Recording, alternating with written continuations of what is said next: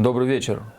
Сегодня у нас в гостях Даурбек Макеев, автор книги «Религиозное мировоззрение в нардском эпосе». Добрый вечер. Добрый вечер. Вот хотелось бы поговорить сегодня с вами на очень животрепещущую тему в нашем обществе о традиционной астинской религии. Почему мы эту тему решили поднять? Потому что недавно проводился опрос среди молодежи Северной Осетии, и вопрос был задан следующим образом: к какому, так сказать, религиозному течению вы себя относите? И порядка 60% назвало себя сторонниками традиционной астинской религии. Но когда им задавали вопрос, а что вы под этим имеете в виду, что вы подразумеваете под этой религией, люди как бы не находили, что ответить. Вот хотелось бы с вами, как специалистом в этой области, поговорить, а что такое традиционная астинская религия? Или если она вообще, в чем ее самобытность, либо это производная от чего-то, вторичная по отношению к чему-то. Что это такое? Ну, спасибо за вопрос. Действительно очень интересная тема. То, что такой большой процент молодежи интересуется традиционной религией, это очень хорошо, это хороший знак. Но вот это слабое понимание религии, это тоже не упирается, как мы не можем сказать, что это их недостаток. На самом деле это недостаток общего гуманитарного образования. Дело в том, что религиоведение в республике очень слабо понимается. У нас очень мало специалистов по религиоведению. А материалов, касающихся астинской религии, достаточно много, я бы даже сказал, очень много. Потому что у нас сохранилась традиция, у нас сохранилась мифология. А это, в принципе, то, что и надо. Больше ничего и не надо, в принципе, чтобы изучать религию. А как вот называется наша религия? То, что называешь традиционной астинской религией, не название. Если судить по нардскому эпосу, последователи этой религии, то есть жреческий клан, вот эта фамилия, да, или как клан или как каста они были? Ну, как, я не могу сказать каста, по-астински это как бы вот, у нас как говорят, Борота, да, Аллагата, фамилия. Шартаката, а это Ацата. Отца сам из Аллагата. Вот. Это последняя реформация Аллагата, основатель ее отца. Вот он, отец Ацамаза, если помните, да. И их называли Ацата. У них была чаша Васамонга, то есть у них проходили кувды нартов, молитвы нартов. Это говорит о том, что Ацата это как раз вот те, кто придерживали это как бы название, да, вот последователи этого культа. И есть все основания полагать, что мы Ацата, Астины, как раз из вот этого религиозного названия. Ацата. То есть мы астины поэтому. Есть мнение, что с Грузии пришло это название, как бы Овси, Оси. Но тогда вопрос возникает, а почему один и тот же народ в разных местах называли Асы, Ясы, Аскузы, Азата, Усуни, Аскиназы. То есть везде вот этот корень ас просматривается. А значит, это кроется в самоназвании. А в самоназвании я нигде больше не нашел причину такого названия, кроме в нардском эпосе и вот принадлежность к культу Ацата. А скажи, пожалуйста, вот эти асы, про которых ты говоришь, они какое-то имеют отношение там, к Одину, асам и всем вот этим скандинавским Я думаю, богам? имеют, потому что если мы будем внимательно изучать религию, которую они несли, там те же силы. Вот если знать миропонимание, мировоззрение, то вот эти параллели очень легко просматриваются. То есть ты имеешь в виду, что это была некая какая-то общая религиозная система? Да, и это то, что была у нас осталось, это некая общая вот религиозная часть система, этой религиозной системы. которую можно, вы знаете, вот если посмотреть на происхождение религии мира, то везде просматривается один и тот же корень, вот этот, о котором я говорил. Если изучать мифологию народов мира, то складывается такое впечатление, то, что сохранилось в Осетии, это когда-то было мировой религией. Дело в том, что вот мы называем это тахта, да, силы, вот группы сил, допустим, Дауджита, Жетта, Вайгута. Вот точно такие же группы сил можно встретить и в индуизме, можно встретить и в китайском даосизме, и в буддизме. Они просматриваются и в древнеегипетской религии, и в древнегерманской, и в древнеславянской. То есть это островок, который у нас остался, вот этого учения, он когда-то был, наверное, мировым все-таки. Это глобальная такая концепция была, вот судя по мифологии народов мира. А у нас в этом случае есть преимущество, потому что у нас сохранилась мифология.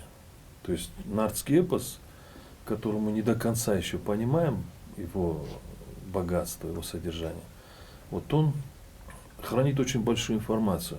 Но чтобы информацию эту прочесть, нужно быть специалистом немножко. Даурбек, а в чем вот суть этой религии? В чем ее принципиальное отличие от других подобных религиозных систем?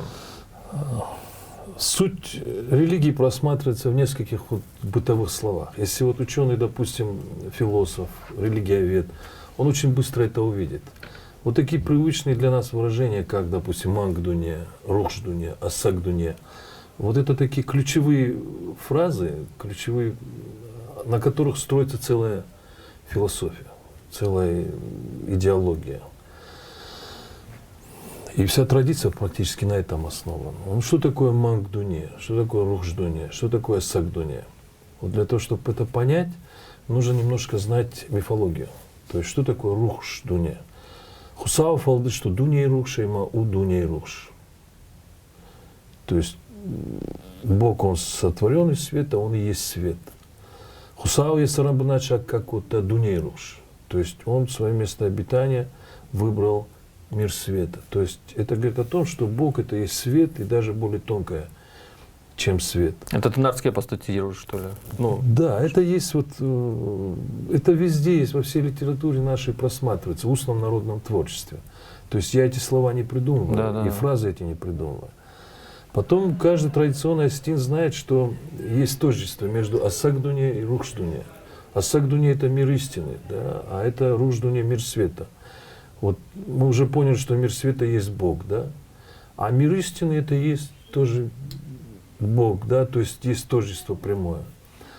А что такое материальный мир? Материальный мир в глазах наших предков мангдуне, то есть истинная природа нашего. то есть иллюзорный мир, если переводить дословно. Да, Просто. мангдуне это иллюзорный мир. То есть истинная природа вот нашего существа вообще это свет.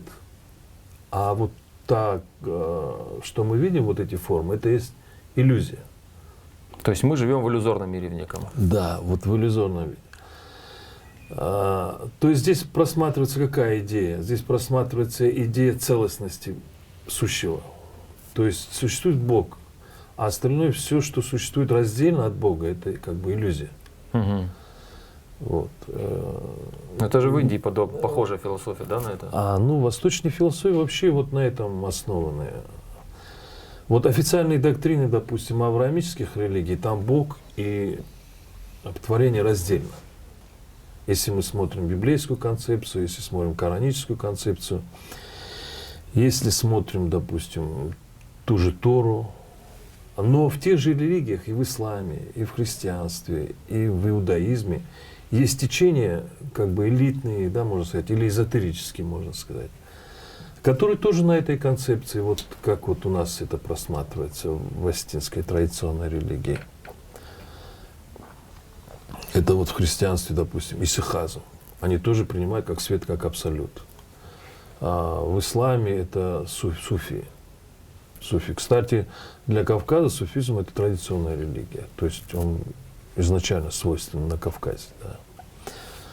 В иудаизме это вот каббалисты, хасиды, ну, они тоже как бы выстраивают свои учения на этой идее. Вообще, если смотреть вот религиозные идеи вот, мировых религий, можно заметить всего две концепции, отличные друг от друга. Значит, первая концепция рассматривает целостность сущего, то есть существует Бог, остальное все как бы его проявление. А другая концепция, она рассматривает как Бог отдельно, творение отдельно. То есть Бог реальность и творение реальности. И на этом исходит уже учение. А какие следствия этого идут? В христианстве мы различаем Бога и творение. То есть Бог сотворил вот, Мир. тварный мир. Да? И в христианстве есть такое понятие страх Божий. То есть цель христианина, его смысл жизни служить Богу. В осетинской традиции такого нет. То есть, если вы хотите сказать, допустим, страх Божий по-осетински, ну никак не скажешь. Ну, можно натянуть, конечно, да, но это не будет привычно для осетинского языка. Потому что наши предки рассматривали себя как проявление Бога. То есть свою природу рассматривали как природа света и они могут быть соучастниками творения этого мира. Вот по астинской традиции, по астинскому пониманию, то есть вот этот иллюзорный мир Бог сотворил своей мыслью, намерением и словом. А человек тоже имеет природу света, значит, природу Бога. И он тоже может мыслить, он может желать, и он может говорить. И через это человеку даровано свойство участвовать в этом сотворении. То есть он тоже творит этот мир, да, он как бы сотворяет этот мир. Но так как он ограничен и во времени, и в пространстве, то вот это сотворение, оно как бы тоже ограничено. Для того, чтобы его как бы расширить, человек может расширить свой творческий потенциал за счет вот понимания сути вот этого учения. Да? Если он поймет, что он не есть вот чисто как бы вот ограничен, да, а то, что он есть продолжение мира, этим он и может расширить свой творческий потенциал. Что такое было для кавказцев, где вот эта религия нардского эпоса была распространена? То есть главное честь, достоинство. Да? Почему? Потому что это исходило из осознания, что нужно сохранить чистоту. А что такое чистота? Да, это божественная природа в тебе. И поэтому вопросы чести, достоинства, они имели очень такое значимое значение. Сейчас с переменой религии как бы вот эти вот понятия для нас утратили свой смысл. Поэтому... А как ты считаешь, вот эта традиционная религия, да, что она несет для народа, если, например, как-то ее начнут во-первых, исповедовать? что такое народ, да? Что объединяет народ? Вот народ может потерять язык, да? Но если он теряет культуру, то он исчезает, просто ассимилируется. Самоуправление народа, оно всегда строится именно на той религии, на которой возникла эта культура, на которой возник сам народ. Лишить этот народ религии, это значит лишить его самоуправления. С древних времен, вот вообще вот на этом понимании основаны информационные войны с древнейших времен. Вот, например, если взять китайскую военную традицию, да, там был такой полководец, философ Сунь Цзы. И он говорил так, как если хотите завоевать народ, прежде всего вы должны уничтожить, дискредитировать верование этого народа, традиции этого народа. И тогда народ смутится, и его легко будет завоевать. То есть и не надо жалеть на это никакие средства.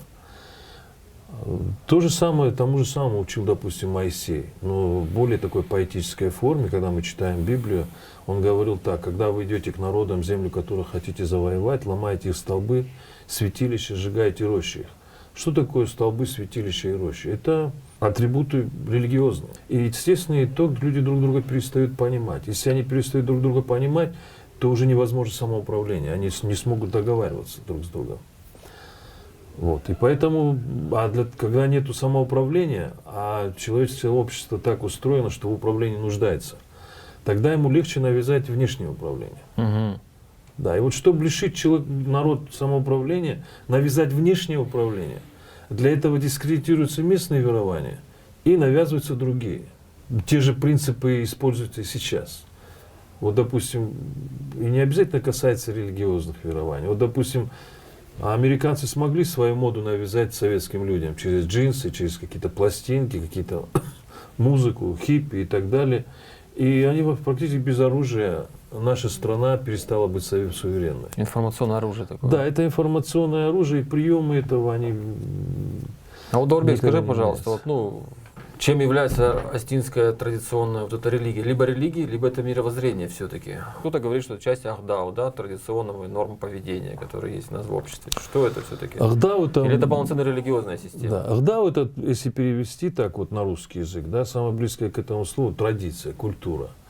А традиция всегда основана на мировоззрении. Вот культурологи знают, есть такая формула культуры, да,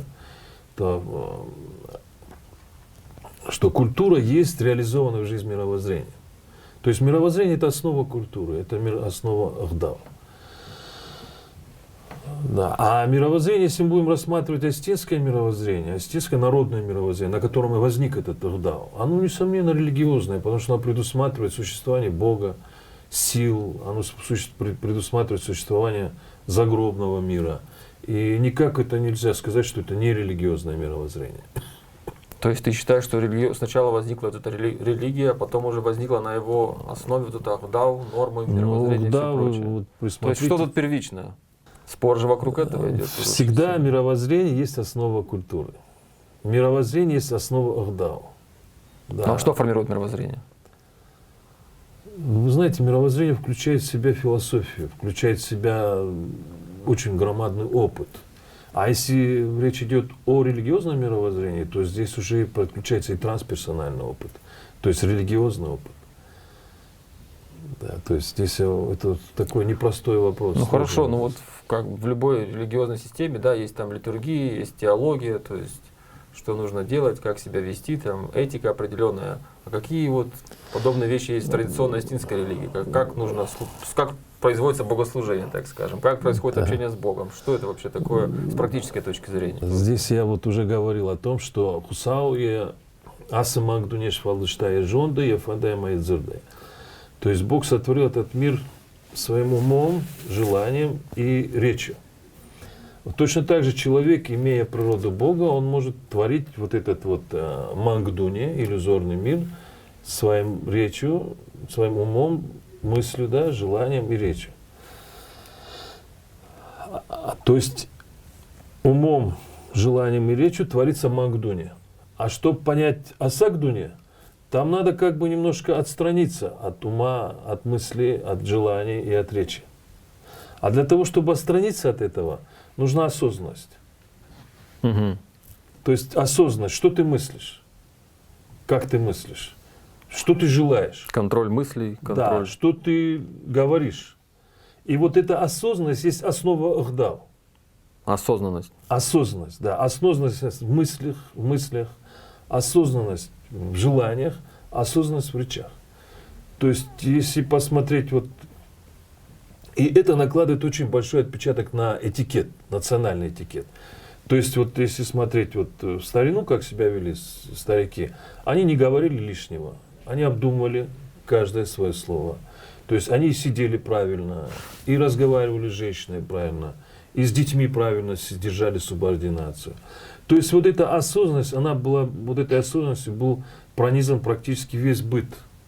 То есть ты считаешь, И что в они это делали семье, сознательно, исходя из своих религиозных воззрений? Ну, конечно, вот я же вам дал формулу. Если вы воспримете эту формулу как основу, вы сами будете так делать. То есть это основа поведения, основа этикета, основа всего. То есть здесь не нужно каких-то специальных речей. Если вы принимаете, что истинный мир – это мир Бога, что вот этот материальный мир – это мир иллюзий, и мир иллюзий творится мыслью, значит, желанием и речами, а надо прийти к Богу, к Рухждуне. Вот когда человек даже умирает, какое он делает пожелание, да, Рухшагу, то есть, чтобы ты попал к Богу, да, чтобы ты соединился со светом. То есть, это высшая цель человека. А как ее осуществить? Через уход от иллюзии. А как это отойти от иллюзии? Через контроль над мыслью, над желаниями, над речью. Но это же сложно. А кто сказал, что традиция – это простая вещь? Вы знаете, я сам свидетель того, как, допустим, еще мои родители держались вот как-то традиции. Старшее поколение тоже как-то держалось. Но уже то поколение, вот когда началось говорить там, зачем это делать, гораздо лучше быть проще, вот у тех проще, давайте им подражать, зачем мы усложняем себе жизнь. Очень многие юноши и девушки легко отказывались от традиций, потому что это самоконтроль, это действительно работа над собой постоянная. И поэтому действительно люди отходили, тем более отходили, еще знаете какая причина? Дело в том, что они уже и не понимали, зачем эта традиция нужна, зачем нужно столько над собой работать и столько себя контролировать, мучить себя, да. Если бы вот, допустим, основы эти доводились мировоззренческие до людей, они бы понимали, зачем это нужно, и держались бы этого. А когда ты не знаешь, зачем ты делаешь и ради чего ты мучаешься, то ты меня извини, это как бы немножко теряет смысл. Практическая польза, да, современному человеку в 21 веке от этих всех традиционных вещей? А какая практическая польза? Какая практическая польза, если человек будет, как сказать, больше способностей у него будет проявляться? Вот это же не просто так, допустим, присоединиться к миру истины. Дело в том, что вот если смотреть, внимательно изучать осетинскую, вот, что касается религиозной темы, там можно найти такое выражение «хусаудан тухканаг нафасо хусаужон дамуну». То есть Бог, Он не идет, Он не насильник, Он не идет силой, Он не наказывает, Он дает знания.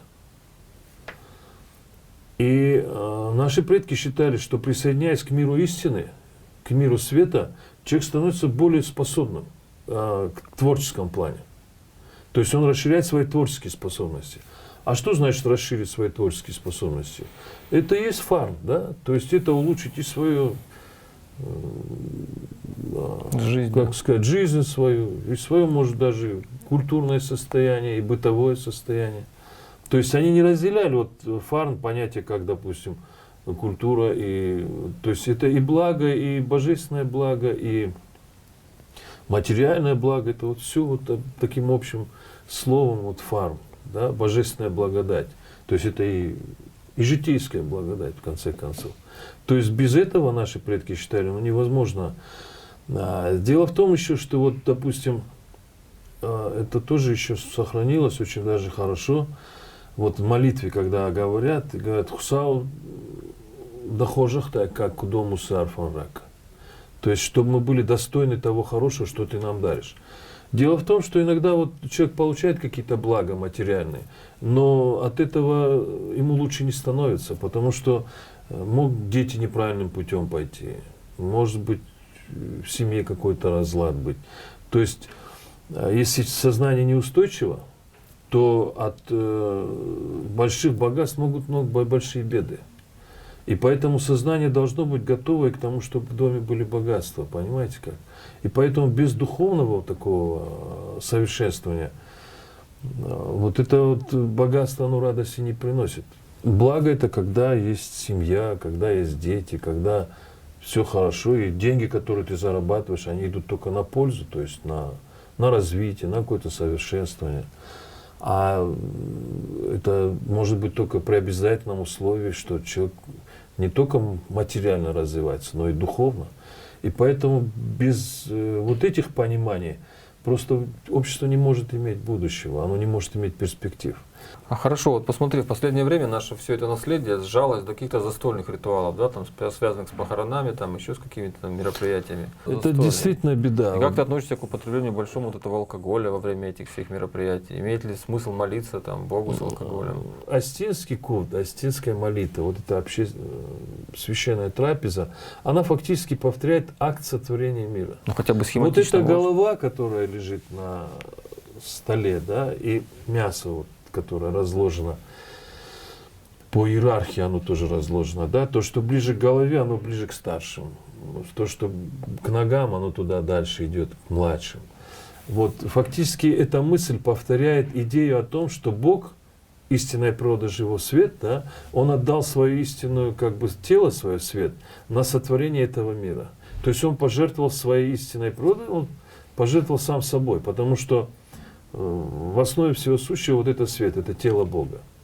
То есть схематично вот здесь мы повторяем тот акт как бы жертвенности Бога, да, который лежит в основе тварного мира. Теперь 3 пирога что значит? Вот один пирог, круг с точкой посередине, если вы будете смотреть символику, это практически просматривается во всех религиях мировых, да. То есть опять-таки он исходит из акта творения, да, то есть появился свет из какой-то точки, вот это сияние, ксай, да. Сингулярно сейчас по-научному называется. Да, и он сотворил весь мир. Вот этот весь мир обозначается кругом, а вот эта точка, это вот источник света. То есть теорию Большого Взрыва они уже тогда знали, получается. Ну, можно так сказать, да. А почему 3 пирога остается? Потому что мы, как имеющие природу Бога, можем тоже творить. 3 пирога, они нам как бы настраивают на успешное творение, на успешный исход молитвы, ради которой мы собрались, ради которой делаем вот эту жертву и так далее. То есть здесь повторение акта сотворения мира и усиление вот этой молитвы. И поэтому, когда вот во время вот этого акта очень важно то, что мы думаем, то, что мы желаем и то, что говорим. Поэтому выбирается чистый человек на роль старшего, чтобы он искренне это говорил, искренне желал, чтобы это исполнилось. Да, очень важно, чтобы радостная была атмосфера, потому что если радостная атмосфера, это считает творение радости. Вы знаете, вот есть в религии вот это понятие, когда трансперсональный опыт, да, то есть, чтобы молитва дошла, нужно, чтобы было как бы чистое сознание, надо приостановить немножко поток мысли. Поток мысли когда сильный, когда человек напряжен. Ему нужно чуть расслабиться, улыбнуться. И вот чтобы расслабиться, улыбнуться, можно немножко выпить. Да? То есть меру нужно знать. Да, обязательно меру знать. Потому что если будет больше меры, уже не будет осознанности.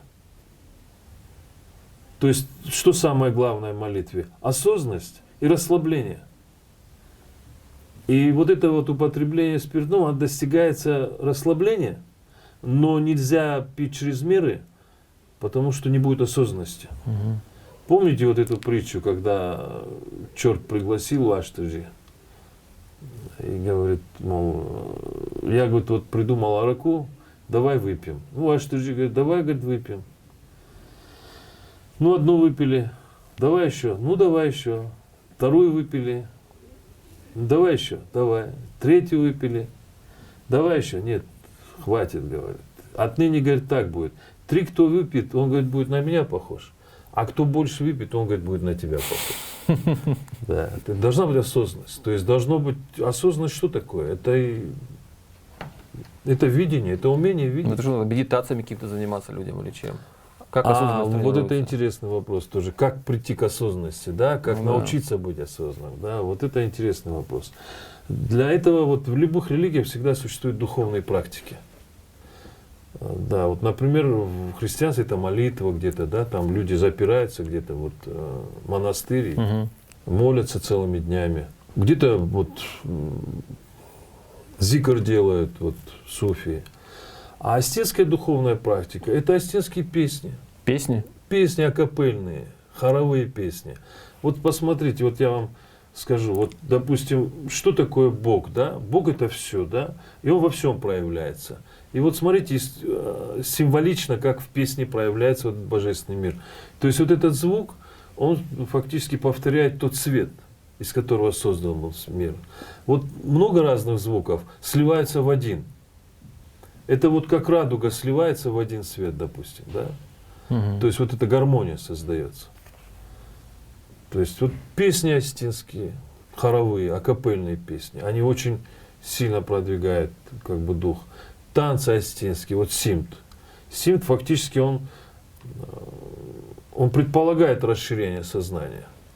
То есть это не просто ритмичное движение руками, ногами, да, а ты должен встать и войти в состояние расширения сознания. А почему у нас сегодня молодежь не танцует симт? А потому что не понимает, что такое расширение сознания. Не может войти в это состояние. Легче станцевать, допустим, танцы соседних народов, там ритмика идет, там руками, ногами и так далее, там очень хорошо. Но, а здесь, вот в симде, допустим, там нет такого вот, такой ритмики движений, да, но там есть осознанность, там есть расширение сознания. Почему до сих пор у нас в республике нет общих стандартов проведения, как ты говоришь, этих ритуалов, да, тех же застольных? То есть каждый делает так, как он считает нужным. Нету стандартов молитв, ну, вообще нету никаких стандартов. Беда в том, что очень мало, вы знаете, вот очень много внимания уделяется внешним формам. А внешние формы, они могут быть различные. Ну, кто-то так сделал, кто-то видел у папы, он так сделал, и он тоже хочет повторить. Но очень мало внимания уделяется учению. А для того, чтобы учению внимание выдвигалось, нужно, чтобы был правильный нахаш. То есть нахаш, где, допустим, вот какой бывает традиционный нахаш? В традиционном нахасе первая фигура – это сказитель. То есть сказитель рассказывает кадаги. Люди слушают. И потом, воспринимая эти кадаги, у них уже идет в определенном формате мышления. То есть они уже могут понимать друг друга. Потому что Вот эти кадаги, что они делают? Они формируют единые ценности. Единое мировоззрение. Единое мировоззрение, единое миропонимание. А когда есть единые ценности, тогда единые цели. Тогда люди могут договориться. А сейчас понимаете, как получается? У нас традиция осталась, форма осталась, а смысл мы задвинули. Потому что кто-то сказал, что мифы это сказки, и они недостойны того, чтобы мы их понимали, воспринимали и так далее. А на самом деле миф это концентрированная философия. Миф это несет в себе мировоззренческие какие-то основы. Мировоззренческие это опыт, это философия, накоплена в тысячелетиях. И он концентрированно выдается вот как раз в мифологии, в таурах-то, каче-то и так далее. То есть это чисто ритуальный танец, чисто вот религиозный танец, если смотреть с точки зрения духовной практики. То есть для того, чтобы практиковать нам свое, это нам надо свою религию, нам надо просто держаться своего ахдау, основа которого осознанность, да, вот фундамент, учить свои песни, свои танцы. То есть то, что было в традиции, то есть ничего нового не надо. А язык? А язык, ну без языка как? Язык обязательно. Но мы почему сегодня это утрачиваем? Потому что мы утратили сказителя. Потому что мы не понимаем, зачем все это нужно.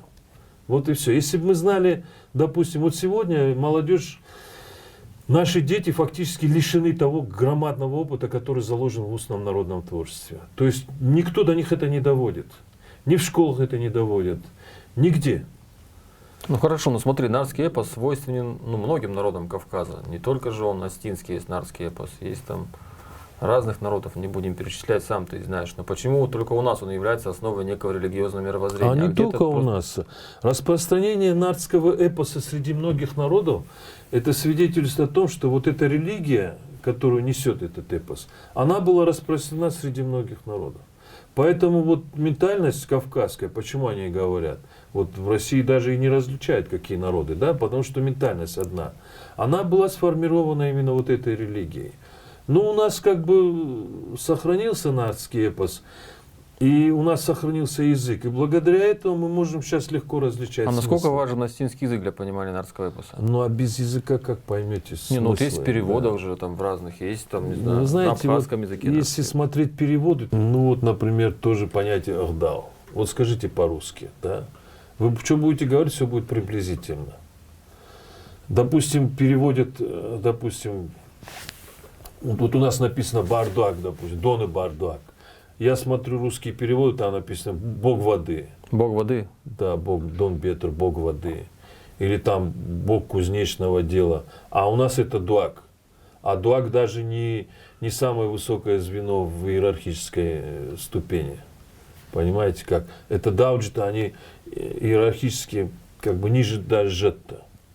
А здесь он говорит Бог воды, там, Бог ветра и так далее. То есть очень много переводов неточных.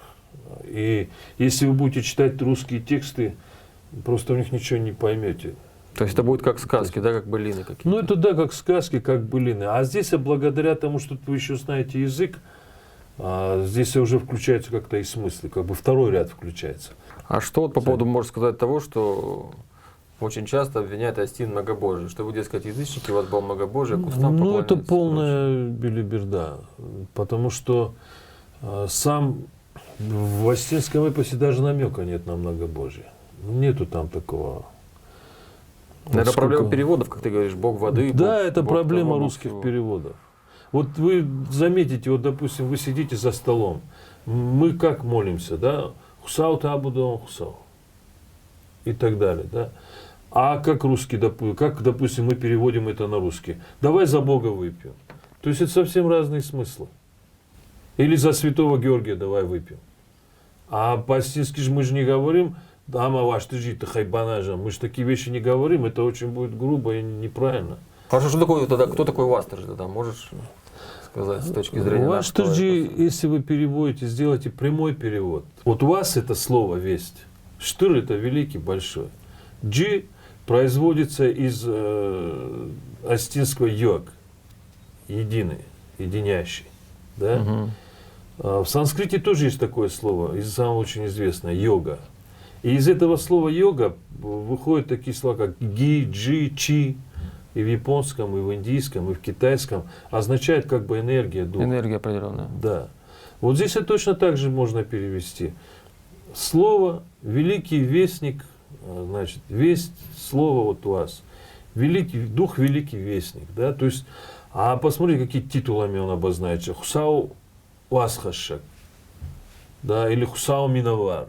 То есть вот этот перевод, он нисколько не противоречит его титулам. То есть дополняет наоборот. То есть это одни и те же смыслы. Хорошо, а аналог у Астриджи есть в других культурах? Там, я не Конечно, есть. Это вот, допустим, в христианстве это Святой Дух. знаю, Святой Дух. Да, Святой Дух в христианстве. Это, допустим, ну да, вот, да, то есть через Святой Дух нам дается как бы ясность, да, понимание. А вот еще один вопрос. Смотри, наше руководство вот сейчас в черкесках ходят там и как-то чимды танцуют в прочих этого. Вроде должен быть некий отклик. Я понимаю, что они чувствуют какой-то там запрос в обществе есть и пытаются на него реагировать. То есть беря некую форму. А если там это содержание, ты, ну как сказать, ближе же общаешься. Ну, содержание, я же говорю, пока сказителя нет, содержания не будет. А где их взять и куда А они делись? То, что тенденция такая идет, это очень хорошо. А сказитель это вот просто есть у нас талантливые ребята, которые знают музыкальную грамоту, которые могут играть на кишинфандыре. Вот. Надо просто дать им возможность обучаться. А кто им мешает? Пусть берут А вы и знаете, играют. кто обучает? Обстоятельства. Вот, например, у нас есть один такой талантливый парень, Березов Тимур. Вот, я просил у него несколько уроков на кишинфандыре. Он играет и кадаги тоже. И он мне не смог дать эти уроки, потому что мне, говорит, надо как-то зарабатывать на жизнь, и он пошел работать на стройку. Понимаете? То есть у него нет возможности заниматься этим. Способность есть, желание есть, а возможности нет, потому что надо зарабатывать на жизнь. Ну, ты считаешь, что достаточно будет создать условия подобным людям, они начнут, как сказать, читать эти кадаги, что-то изменится? Этого достаточно будет? Ну как достаточно? Кадак сейчас прочитаешь человеку, он ничего не поймет. То есть здесь нужно обязательно... Мы уже, как сказать, в традиционном обществе, может быть, этого было достаточно. Да? А сейчас с переходом на другую религию или на другие идеологические, мировоззренческие позиции, мы уже утратили тот специфику мышления. То есть с языком, с мировоззрением поменялось и мышление. И поэтому здесь обязательно нужны исследовательские работы, то есть работа специалистов, чтобы помимо кадага было еще объяснение.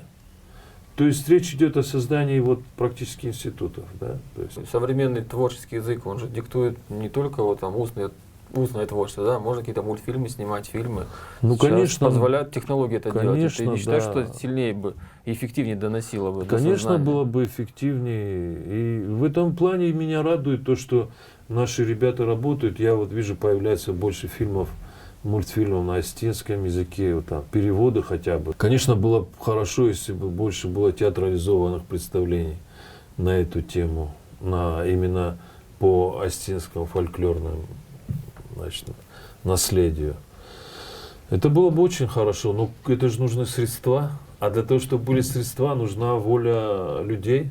То есть народ усиливается, когда он становится на почву, на которой он вырос, на которой он поднялся, он становится, как сказать, более успешным. И людей будет больше, и нравственность больше, и культура будет больше.